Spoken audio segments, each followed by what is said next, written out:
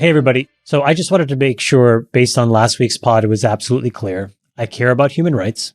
Many of you know my origin story, but for those of you that don't, I was born in a country that's no stranger to civil war and religious and political persecution. Growing up, my family and I felt those effects. It affected our safety. It's in part what led my family to file for refugee status and stay in Canada. So this is a real part of my lived experience. That said, I realized that what I said last week lacked empathy, particularly towards others who are dealing with persecution, in this case, the Uyghurs. And based on what I read this week, I think what's happening to them in Western China is a terrible situation.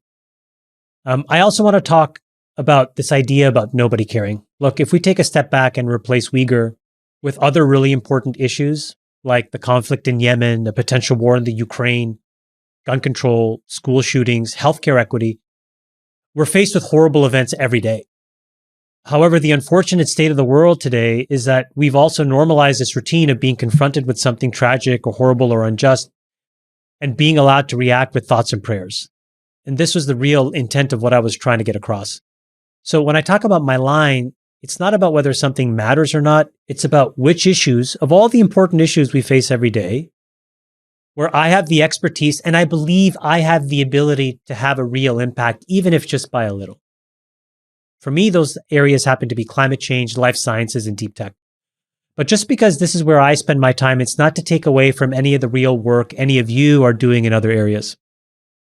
And then lastly, I just wanted to explain to people who may be new to the pod because of last week, that this is a place where four of us, four friends, talk about a whole wide range of things. We explore our curiosities, we try to learn from each other, we challenge each other, but we've always done it in a really supportive space. And I hope you keep that in mind as you listen and watch going forward. And hopefully you can bring some of that to your own conversations. That's all I have to say.